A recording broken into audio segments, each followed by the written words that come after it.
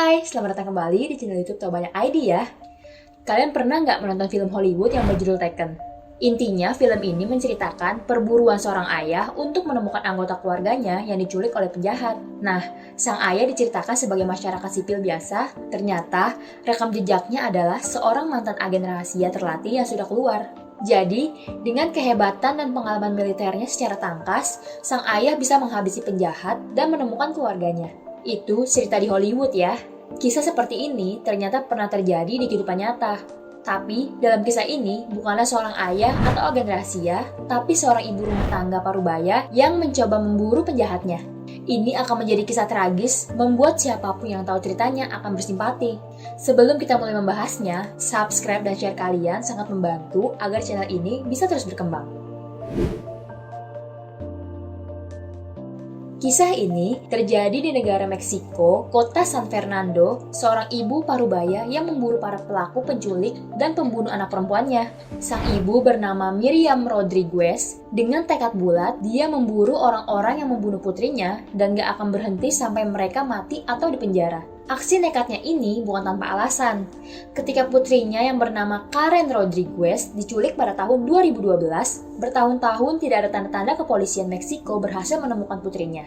Hingga pada tahun 2014, putrinya Karen Rodriguez ditemukan telah meninggal di sebuah peternakan kosong. Karena lambatnya pergerakan yang dilakukan kepolisian hingga berujung tewasnya putri sang ibu, akhirnya Miriam Rodriguez memutuskan untuk mencari para penjahatnya sendirian. Meski para pelaku yang berjumlah lebih dari 10 orang adalah bagian dari gembong narkoba paling berbahaya. Sama seperti pemeran ayah dalam film Taken, Miriam menggunakan pistol, identitas palsu, bahkan melakukan penyamaran untuk memburu pelaku.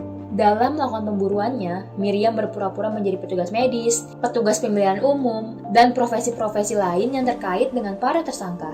Dia berusaha mencari informasi dengan berbincang dengan keluarga pelaku sampai tahu segala detail mengenai sang pembunuh. Dengan teknik penyamarannya, dalam beberapa tahun perburuan, Miriam berhasil menemukan informasi para pelaku pembunuh putrinya dan segera menghubungi polisi untuk ditangkap. Ada salah satu perburuan Miriam yang paling dramatis. Ketika dalam perburuan, dia mendengar orang menyebut salah satu pelaku yaitu yang bernama sama. Dia menghabiskan waktu berjam-jam mencari-cari di media sosial sampai akhirnya dia menemukan foto yang diberi tag dengan nama sama yang langsung dia kenali.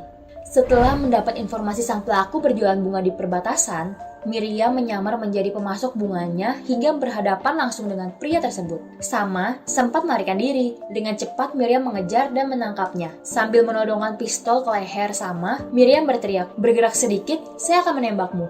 Wanita parubaya yang saat itu berumur 56 tahun dengan kuat mengendalikan si pembunuh selama 1 jam sebelum polisi tiba di tempat kejadian. Selama bertahun-tahun perburuan, secara keseluruhan Miriam telah berperan penting menangkap 10 pelaku pembunuhan putrinya. Aku yang tahu kisah ini hampir gak percaya apa yang dilakukan ibu rumah tangga yang berumur 56 tahun ini. Namun, kisahnya belum selesai sampai di sini.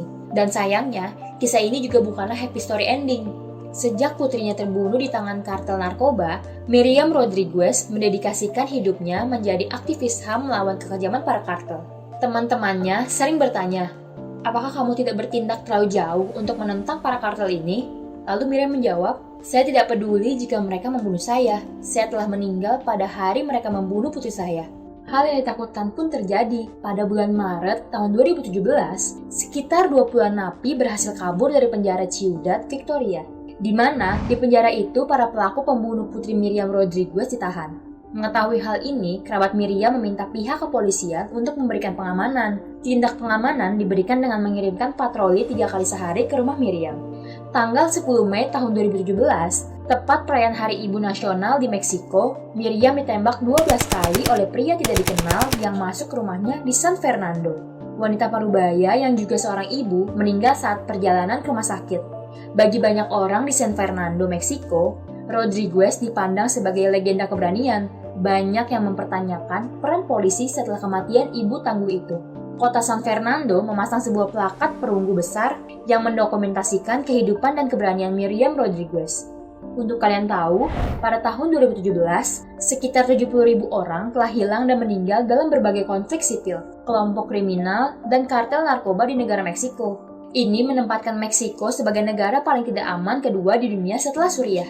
Nah, apa kamu mengetahui hal baru dari video ini? Bantu kami yuk! untuk mengembangkan channel ini dengan cara subscribe dan share ke teman-teman kalian, agar kami bisa terus menghadirkan konten-konten yang bermanfaat dan menghibur. Terima kasih, see you!